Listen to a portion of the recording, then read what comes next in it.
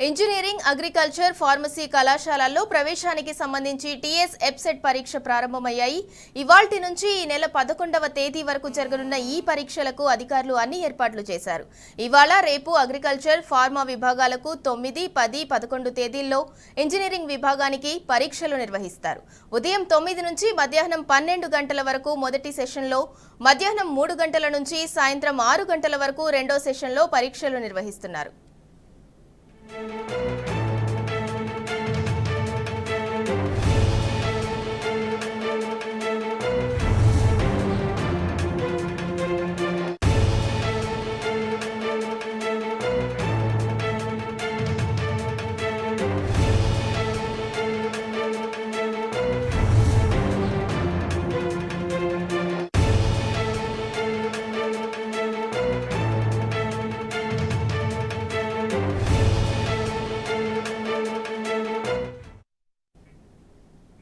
Engineering, agriculture, pharmacy కళాశాలల్లో ప్రవేశానికి సంబంధించి టీఎస్ ఎబ్సెట్ పరీక్షలు ప్రారంభమయ్యాయి. ఇక దీనికి సంబంధించి మరింత సమాచారం మా ప్రతినిధి రాజశేఖర్ అందిస్తారు. రాజశేఖర్, చెప్పండి.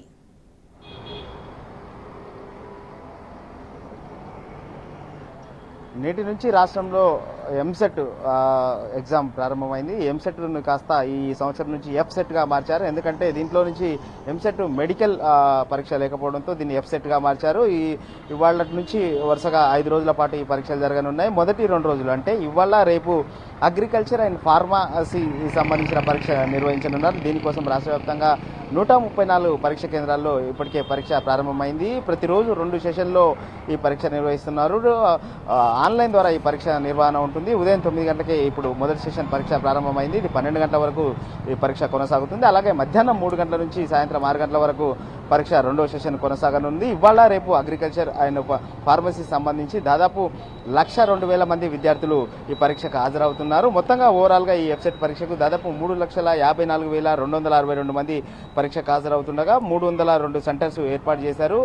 హైదరాబాద్తో పాటు ఉమ్మడి జిల్లా హెడ్ క్వార్టర్స్లో కూడా ఈ పరీక్ష ఏర్పాటు చేశారు. టీసీఎస్ ఆధ్వర్యంలో ఈ పరీక్ష జరుగుతుంది. పకడ్బందీగా ఏర్పాట్లు చేసినట్టు ఉన్నత విద్యామండలి చైర్మన్ చెప్పడం జరిగింది. ముఖ్యంగా ఈ పరీక్ష నిర్వహణకు సంబంధించి, ఇంజనీరింగ్ పరీక్ష నిర్వహణకు సంబంధించి ఈసారి ప్రత్యేకంగా చర్యలు తీసుకుంటున్నామని చెప్తా ఉన్నారు. గత అనుభవాల దృష్ట్యా ఫేషియల్ రికగ్నైజేషన్తో పాటు, థంబ్ ఇంప్రెషన్తో పాటు ప్రత్యేకంగా కూడా చర్యలు తీసుకుంటున్నట్టు చెప్పడం జరిగింది. సీసీ కెమెరాలు సెంటర్స్లో ఏర్పాటు చేయడం జరిగింది.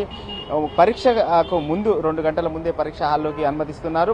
అభ్యర్థికి పరీక్ష రాసే విద్యార్థి ఎవరైతే ఉంటారో అతనికి ½ అన్ అవర్ ముందే సిస్టమ్ ముందు లాగిన్ అయ్యే అవకాశాన్ని కూడా కల్పిస్తున్నారు. ఆ తర్వాత సమయం ప్రారంభం కాగానే కౌంట్ డౌన్ ద్వారా ఈ పరీక్ష స్టార్ట్ అవుతుంది. ఈ నేపథ్యంలో రాష్ట్ర వ్యాప్తంగా కూడా పరీక్షా కేంద్రాలు ప్రత్యేకంగా ఏర్పాటు చేసిన పరీక్షా కేంద్రాల్లో ఈ ఎంసెట్ పరీక్ష అయితే జరుగుతూ ఉంది.